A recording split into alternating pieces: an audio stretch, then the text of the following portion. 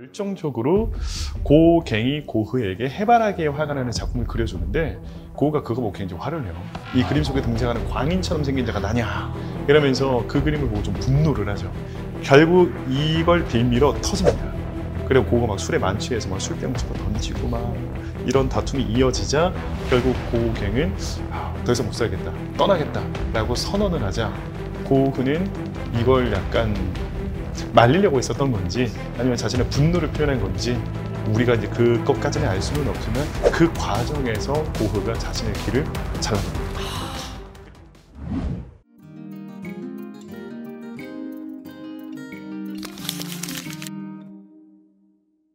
처음에 네덜란드에서 활동을 했던 고흐가 나중에는 프랑스로 이사를 오기 시작해요. 그리고 프랑스에서도 파리에 갔다가 그리고 아르레 갔다가 생레미에 갔다가 그리고 마지막에 사망한 곳은 오베르에서 사망을 하게 되는데 이렇게 이사를 다니면서 화풍이 점점 변화가 되는 건가요? 고흐가 이동을 좀 많이 해요. 네. 근데 이동을 했던 데에는 다 사연이 좀 있었거든요. 일단 86년도 여름에 파리를 가게 된 것은 그때 당시에는 예술의 중심지가 파리다 보니까 유럽에 활동하는 모든 화가들은 다 파리에 대한 선망 약간 이런 것들이 있다 보니 그래도 내가 예술하는 사람인데 파리는 한번 가봐야 되지 않겠어? 이런 마음들이 있다 보니 파리에 간 것으로 추정이 되고요. 그 이후에 이제 프랑스 남부를 거쳐서 오베르까지 올라오게 되는 데에는 좀 사연이 좀 있습니다. 오베르 간 곳은 파리를 벗어나서 파리에서 이제 워낙 힘들게 지내다 보니까 파리를 좀 벗어나서 예술가들만의 유토피아를 좀 만들고 싶다는 생각으로 아르로 찾아갔었던 거고요. 이후 생레미로 옮기게 된 것은 그 자기 귀를 자르고 정신병원에 입원하면서 옮기게 된 것이었고 정신병원에서 1년 가까이 치료받다가 너무 힘들었어요. 그리고 동생 테오도 좀 매달 보내는 입원비도 좀 만만치 않았었고 형을 좀 그래도 내 바운더리 안에서 좀 두면 좋을 것 같다라는 생각이 들어서 당시 파리에 머무르고 있었던 동생 테오가 북쪽으로 한 25km 정도 떨어져 있는 오베르라고 하는 곳에 형이 이제 새로운 거처를 마련해 주면서 형 여기서 지내보는 게 어때? 라고 추천을 하면서 이제 옮기게 된 거죠. 그러니까 고흐는 어떻게 보면 자기 의지로 옮긴 것은 파리와 아르 2번 정도만 있었다라고 볼 수 있겠네요. 그러니까 음악가도 그렇고 화가도 그렇고 주변 환경, 내가 사는 공간이 달라지면 작품, 그러니까 화풍에도 영향을 당연히 주겠죠. 자연스럽게 영향을 좀 받은 것 같아요. 근데 이제 2가지 정도로 원인을 볼 수가 있는데 하나는 시간이 지날수록 고흐의 실력이 늘어나면서 변하는 게 있고요. 2번째로는 그 지역으로 옮기게 되면서 환경에 따라서 이제 작품에 영향을 좀 받은 것도 있고요. 이 2가지를 복합적으로 좀 보셔야 될 것 같아요. 그러면 고흐는 2가지 관점에서 첫 번째는 고흐는 자기 스스로 생각할 때 어디에서 살았을 때가 가장 행복했다, 가장 마음에 들었다. 그런데 작품적으로 보면 어디에서 살면서 그린 작품이 가장 고흐의 명작이 됐다. 이렇게 좀 나눠볼 수 있나요? 일단 고흐 스스로 생각했을 때 가장 행복했던 시기는 아르르였을 것 같아요. 네, 아르르는 고흐의 이제 전성기에 해당되는 순간이기도 하고요. 정말 우리가 알고 있는 고흐의 스타일이 정립되기 시작한 게 이제 아르르. 그 꽃병 그림이 거기서 나와요. 해바라기. 네, 맞습니다. 그것도 이제 정말 아르르에서 그렸던 작품이고요. 그때부터 이제 본인의 스타일을 찾은 것 같아요. 그리고 난 이후부터는 이제 좀 더 감정적으로 좀 치우쳐지는 그림이 이제 점점 등장하기는 하지만 아르 시기와 비교를 했을 때 퀄리티적으로 크게 차이가 나지는 않는 것 같고요. 이후에는 상황이 변하다 보니까 그 안에 이제 자신의 이제 감정이 좀 어떤 식으로 투영이 되었냐 정도의 차이인 것 같고요. 어느 시기에 작품 퀄리티가 제일 높냐라고 물어보신다면 아르부터는 비슷비슷하다. 네. 아르리 그러면 방고흐의 아주 그렇죠. 절정에 이르던 그 그렇죠. 아르를 찾아간 것이 1888년 2월이었고 고흐가 사망한 게 1890년 7월이었기 때문에 몇 년 안 살았어요. 네, 말년 딱 2년 6개월 정도가 고흐의 이제 전성기에 해당되는 순간인 거죠. 너무 짧은 시간을 그렇죠. 전성기로 살다 가셨네요. 되게 안타깝죠. 딱 2년 6개월이 끝입니다. 예. 그곳은 어때? 뭐 기후라든지 아니면 이 고흐가 이렇게 그 감정적으로 고집센, 남의 말 잘 안 듣는 이 고집센 고흐가 좀 마음에 좀 평온을 느낄 만한 곳이었나요? 아르를요? 처음에는 굉장히 좋아했죠. 그리고 아르 갈 때부터 희망이 가득 차 있었거든요. 약간 우리도 지역마다 그 상상하는 특징들이 있잖아요. 검증되지 않았지만 그냥 개인한 이미지 같은 것들이 있는 동네들이 있어요. 예를 들어서 아르는 우리로 치면 여기랑 비슷하거든요. 우리 흔히 어디에 미인이 많다고 그러죠? 어느 동네에 미인이 많다고 그러잖아요. 보통 우리가 대구? 어디? 아니, 대구. 아. 보통 대구에 미인이 많다고 그러잖아요. 대구 사과가 유명해. 사과 먹으면 미인 된다고. 근데 왜 그러면은 아르리 이제 대구와 같았다는 네. 거죠. 그 프랑스 내에서 대구에 미인이 많다, 아르레 미인이 많다 이런 말이 있어요. 오, 실제로. 네, 실제로. 그래서 그 동네가 아르은 미인이 많은 동네, 약간 이런 이미지가 있어요. 그래서 혹자들은 그걸 말을 하기도 해요.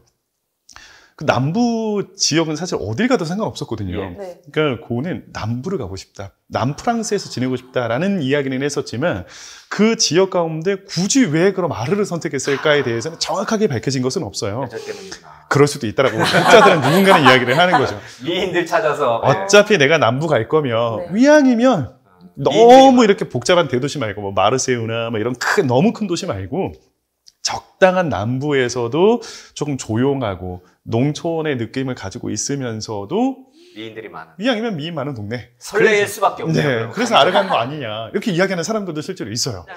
제가 가급적이면 이제 고우와 관련된 콘텐츠를 이야기를 할 때 여자 이야기는 안 하려고 해요. 아, 왜냐면 이게 고우에 대한 이미지가 깨져요. 아, 그렇죠. 아, 고우가 약간 금사빠거든요. 아, 금사빠. 금세 사랑에 빠지는 사람. 바람둥이. 바람둥이는 바람둥이랑은 조금- 아니죠. 바람둥이는 아니죠. 바람둥이는 이제 동시다발적으로 이렇게 네. 지탄을 받아야 되는 대상이잖아요. 네. 근데 금사빠는 네, 사랑에 그냥 잘 빠지는 네. 사람인 거지 아. 나쁘다고 얘기할 수는 네. 없죠. 뭐 취향이니까. 음. 그거 약간 그런 사람이라 어, 고은은 예술가고 네. 예술가에게 사랑은 필수라고 생각을 했어요. 그건 맞는 말 같은데요. 그렇죠. 사실 뭐 모든 예술가들은 다 사랑을 중요하게 생각을 했었고 단순한 사랑을 뛰어넘어서 예술적 영감을 주는 뮤즈라고도 생각을 했었기 때문에 화가와 사랑은 뗄래야 뗄 수는 없죠. 그래서 고흐는 좀 사랑을 굉장히 권장했던 사람이고요. 항상 사랑하는 사람이 있었고 어딜 가든 좋아하는 여자가 있었습니다. 그래서 이게 너무 좀 잦다 보니까 웬만하면 좀 얘기를 안 하려고 하는데 아르에서도 뭐 좋아하는 여자 네 있었습니다. 네. 결론적으로 결혼은 네, 못했습니다. 안 했죠. 못한 건지 안 한 건지. 못했습니다. 하고 싶어 했었던 여자들이 중간중간 여러 명 있었는데요. 네, 조건이 맞지 않고 상황이 여의치 않아서 집안의 반대도 있었고 아니면 본인이 거절당하기도 했었고 여러 이유로 그러면 이제 결혼도 안 했고 후세도 없고 네. 자식도 없고 오로지 이제 동생 태호만 네. 있는 그렇게 살다간 불운의 화가. 그래서 우리가 불운의 화가.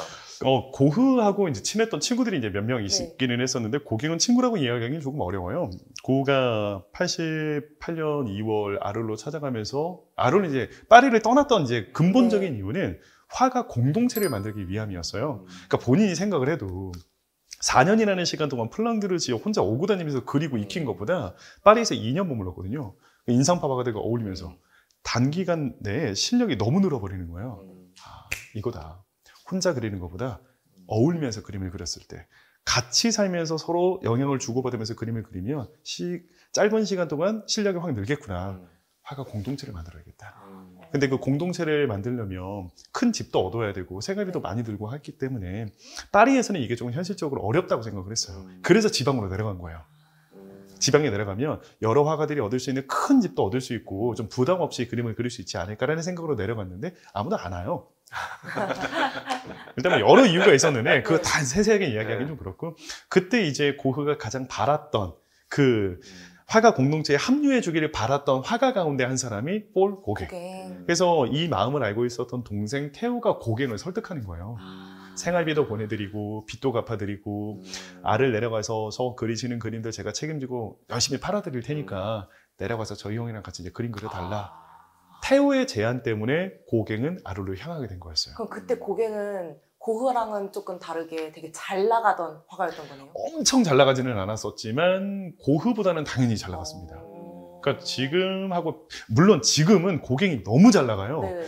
고갱 그림 지금 뉴욕에서 그 카타르 공주가 사간 너 도대체 시집 언제 갈래라고 하는 작품이 2,300억에 팔리고 막 이랬거든요. 와. 그러니까 지금과는 비교할 수 없을 정도인데 지금 너무 잘 나가는데 네. 당시에는 지금 정도까지는 아니었지만 그래도 나름 명성이 있었고 고흐하고는 비교가 되지 않을 정도로 잘 나갔던 화가였죠. 고흐는 뭐 그림 한 장밖에 못 봐요. 그러니까 고흐는 완전 무명이었어요. 무명. 그러니까 약간 지금 요 정도 생각하시면 될 것 같아요. 고흐는 저기 이제 홍대 인디 밴드 에서 네네. 앨범 절대 안 팔리는 그런 그냥 어디 무대에서 세워주지도 않는 거의 길거리에서 그냥 혼자 그냥 이렇게 음악하고 있는 하지만 언젠가는 반드시 성공할 거야 라면서 의지를 불태우고 있는 그런 무명 가수라면 고갱은 그래도 방송 조금씩 나오고 뭐 불타는 트롯 한두 번 정도 이렇게 딱 예선 통과를 했던 요 정도 수준의 화가라고 생각하시면 됩니다. 근데 그러면 고갱을 기다리면서 기대감에 차서 만든 작품이 해바라기잖아요. 네, 맞습니다. 그게 사실 잘하네요. 열심히 보겠습니다. 이게 고흐 입장에서는 고갱이 내려온다라는 것은 너무 감사한 일이었어요. 더욱이 고갱이 내가 내려가 줄게라고 이야기를 하는 그 편지를 보낸 시점이 1888년 8월이거든요. 고흐가 내려온 게 88년 2월.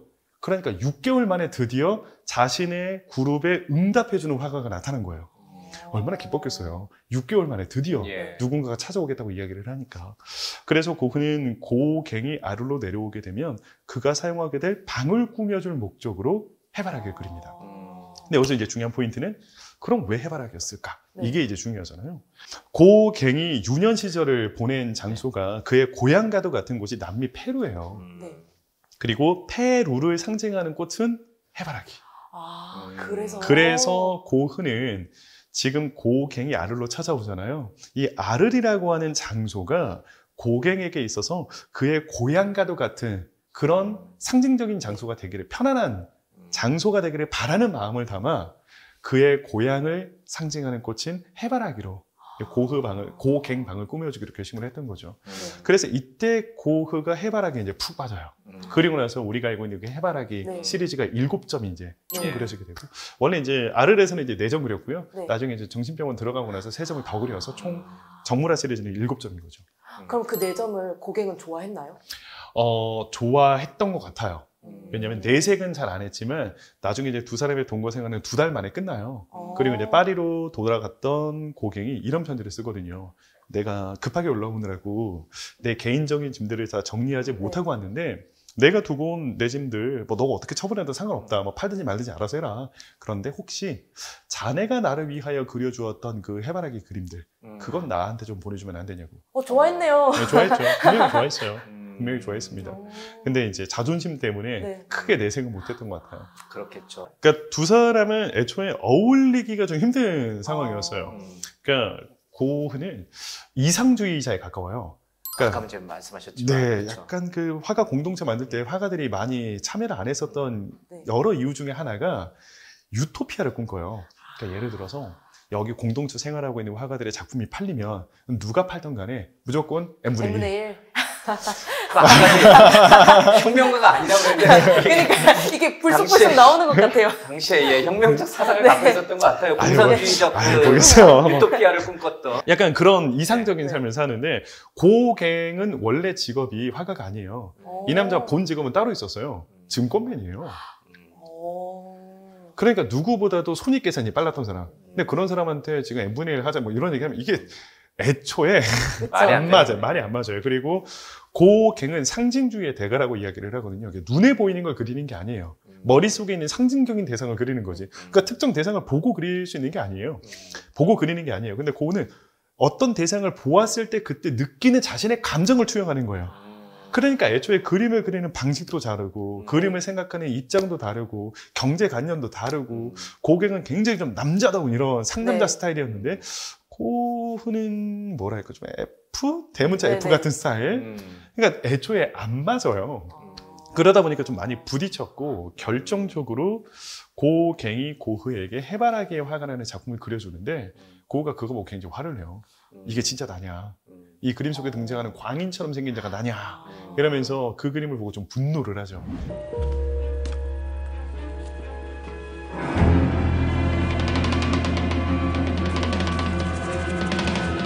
C'est moi ça? Ce fou que tu as dessiné?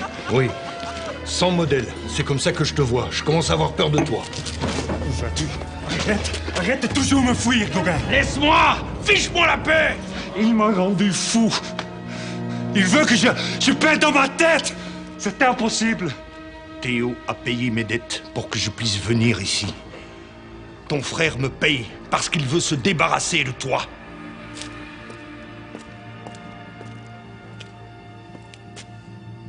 Ton frère me paye pour que je veille sur toi. C'est comme ça. 결국 고갱은 더 이상 못 살겠다, 떠나겠다라고 선언을 하자 고흐는 이걸 약간 말리려고 했었던 건지 아니면 자신의 분노를 표현한 건지 우리가 이제 그것까지는 알 수는 없지만 그 과정에서 고흐가 자신의 길을 잘라버립니다. 그리고 길을 자르자 고갱은 바로 떠나버립니다. 그 있을 때 자른 거였군요. 네. 어우, 끔찍해라. 네, 더 근데 이상. 펜싱칼로 잘랐다는 막 말도 있더라고요. 당시 고갱이 조사를 많이 하시네요. 이게 두 사람이 정확하게 그날 어떤 일이 있었는지에 대해서는 이야기를 잘 안 해요. 그러니까 고갱도 이 날에 있었던 일을 고흐가 죽고 나서 몇 번 이야기한 적은 있었지만 고흐가 살아있을 때는 이 날에 대해서 정확하게 이야기를 한 적이 없어요. 그러다 보니 진실은 아무도 모릅니다. 다 추정인데 당시 고갱이 아마추어 펜싱 선수였어요. 그리고 고갱 방에 펜싱 칼이 이렇게 걸려 있었거든요. 벽에 장식이 되어 있었어요. 평소에 이제 펜싱 연습을 했었나 봐요. 나중에 고갱이 파리로 돌아가고 나서 고흐가 이런 편지를 써요. 저 끔찍한 벽에 걸려있는 펜싱 칼 당장 없애버리라고. 그래서 왜 이런 내용의 편지를 썼을까? 그럼 귀가 잘린 게 저 펜싱 칼 때문에 이런 글을 적은 건 아닐까라고 사람들이 이제 추정을 하는 거죠. 네. 그래서 진실은 알 수 없지만 이걸 근거로 이런 주장을 하시는 분들이 계세요. 근데 저는 개인적으로 자기가 자른 것 같아요. 그랬겠죠. 왜냐하면 일단 왼쪽 귀를 잘랐거든요. 그러니까 오른손을 이렇게 이제 자른 것 같은데 이렇게 귓볼을 자른 거예요. 네. 귀 전체를 자른 건 아니고 귓볼을 이렇게 자른 다음에 이걸 손수건으로 이렇게 이제 감싸놓고 평소에 이제 즐겨 찾던 술집 여정원에게 다가가서 선물이라고 줘요. 선물. 네, 선물이라고 줬어요. 네. 아니, 그림을 주지 왜 기를? 약간 여러 가지 이제 여기에 이제 또 이유가 있어요. 왜 그랬을까? 당시 이제 고갱과 고흐가 그 투우 경기를 자주 봤었어요. 네.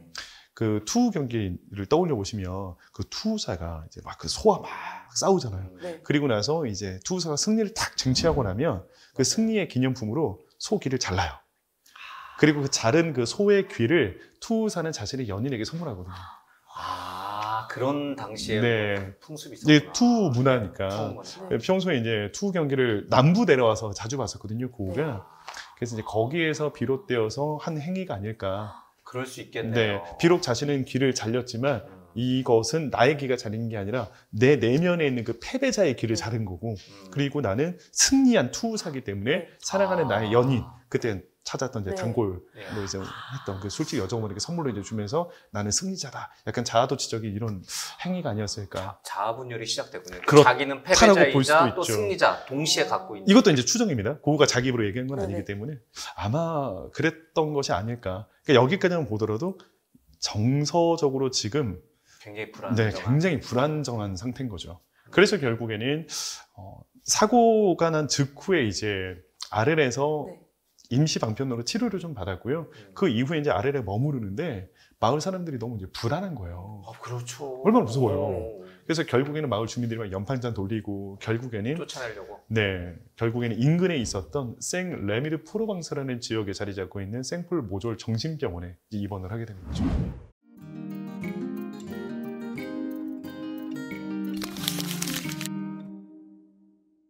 이 방송을 보시고 댓글을 남겨주시는 분들 중에 이제 저희 제작진이 이제 좀 추첨을 통해서 이제 이 전시 티켓도 좀 드리는데 너무 이렇게 공짜만 받아지 마시고 얼마 안 비쌉니다, 그렇죠? 이 고흐 일대기를 다 볼 수 있는 작품 전시회가 아까 말씀하신 대로 12년 만에 이제 대한민국에서 열리는 거니까 한 번씩 시간들을 내셔서 네. 가족들하고 아이들을 손잡고 한번 오셔서 보시면 좋을 것 같아요.